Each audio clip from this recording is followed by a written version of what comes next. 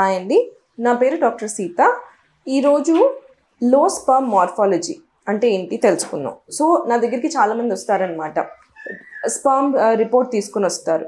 దాంట్లో కౌంట్ బాగానే ఉంటుంది, మార్టిలిటీ బాగానే ఉంటుంది, మార్ఫాలజీ మాత్రం తక్కువ ఉంటుందన్నమాట.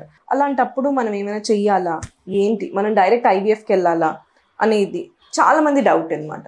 సో ఫస్ట్ స్పర్మ్ని మనం చూసినప్పుడు, స్పర్మ్ రిపోర్ట్స్ని మనం చూసినప్పుడు దాంట్లో 3 విషయాలు చూడాలి. ఒకటి కౌంట్, ఒకటి మొటిలిటీ, ఒకటి మార్ఫాలజీ. కౌంట్ మనకి అట్లీస్ట్ 15 మిలియన్ కన్నా ఎక్కువ ఉండాలి, అప్పుడు నార్మల్. మొటిలిటీ అంటే ముందుకెళ్ళే శక్తి, అది అట్లీస్ట్ 32% కన్నా ఎక్కువ ఉండాలి, అది నార్మల్. మార్ఫాలజీ అంటే స్పర్మ్ ఎలా ఉంటుంది చూడ్డానికి, అంటే ఒక స్పర్మ్కి ఒక హెడ్ ఉండాలి, నెక్ ఉండాలి, టెయిల్ ఉండాలి. సో ఇవన్నీ ప్రాపర్గా ఉన్నాయా, హెడ్లో ఏమైనా ప్రాబ్లమ్స్ ఉన్నాయా, నెక్లో ఏమైనా ప్రాబ్లమ్స్ ఉన్నాయా, టెయిల్లో ఏమైనా ప్రాబ్లమ్స్ ఉన్నాయా. సో అది మార్ఫాలజీ అనమాట. మనకి ఈ మార్ఫాలజీ అట్లీస్ట్ మోర్ దెన్ 4% ఉండాలి. కానీ ఈ మార్ఫాలజీ ఒక్కటే తక్కువ ఉండి మిగతా అన్నీ బాగానే ఉంటే దీన్ని ఐసోలేటెడ్ టెరటోజూస్పర్మియా అంటారు. సో మనకి మార్ఫాలజీతో పాటు వేరేవి కూడా ఎఫెక్ట్ అయితేనే మనం వరి అవ్వాలి.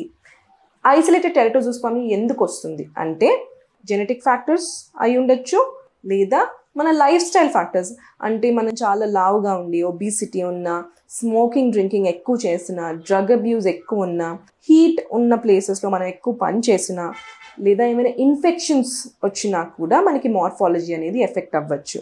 ఇంకొకటి వారికోసీల్ ప్రాబ్లం, అంటే కొన్ని బ్లడ్ వెజల్స్ అనేవి డైలేట్ అయి ఉంటాయి అన్నమాట టెస్టస్ దగ్గర. సో దాన్ని వారికోసీల్ అంటారు. సో వారికోసీల్ ప్రాబ్లం ఉన్నా కూడా మనకి మార్ఫాలజీ అనేది ఎఫెక్ట్ అవ్వచ్చు. సో ఇలాంటి వాళ్ళకి వెంటనే వచ్చేసి అయ్యో మీకు ఐవీఎఫ్ చేసేసేయాలి అని అస్సలు చెప్పకూడదు. Isolated teratozoospermia is not an indication for IVF అనమాట. సో ఓన్లీ మార్ఫాలజీ ఒక్కటే బాగాలేకపోతే మనం ఐవీఎఫ్ అనేది అడ్వైస్ చేయకూడదు. ఫస్ట్ మనం లైఫ్ స్టైల్ చేంజెస్, అంటే ఇది ఇలా ఎందుకు అయింది చూసుకొని, ఓవర్ వెయిట్ ఉంటే వెయిట్ తగ్గమని చెప్పి, దాని తర్వాత స్మోకింగ్ డ్రింకింగ్ ఆపేయమని చెప్పి, ఎవ్రీడే ఎక్సర్సైజ్ చేయమని చెప్పి, కొన్నిసార్లు యాంటీ ఆక్సిడెంట్స్ అనమాట, అంటే coenzyme Q10, vitamin C, vitamin E ఇలాంటి సప్లిమెంట్స్ ఇచ్చి దాని తర్వాత మళ్ళీ రిపీట్ చేస్తాము. చాలామందికి ఈ చేంజెస్ చేశాక మంచి రెస్పాన్స్ ఉంటుందన్నమాట. అప్పుడు వాళ్ళు న్యాచురలీ ట్రై చేయొచ్చు. సో ఐసోలేటెడ్ టెరటోజూస్పర్మియాకి మనం ఐవీఎఫ్ అడ్వైస్ చెయ్యక్కర్లేదు, దానివల్ల మనం ఎక్కువ భయపడక్కర్లేదు. కానీ ఈ టెరటోజూస్పర్మియా అనేది అంటే మార్ఫాలజీ తక్కువ ఉండి దాంతోపాటు కౌంట్ కానీ మొటిలిటీ కూడా చాలా తక్కువ ఉంటే కనుక అప్పుడే మనం ఏమైనా ట్రీట్మెంట్ చేయాలన్నమాట. లేకపోతే దీనికి మనం లైఫ్ స్టైల్ చేంజెస్ చేసి కొన్ని టాబ్లెట్స్ ఇస్తే చాలా వరకు ఇంప్రూవ్ అయ్యే ఛాన్సెస్ ఉంటాయి.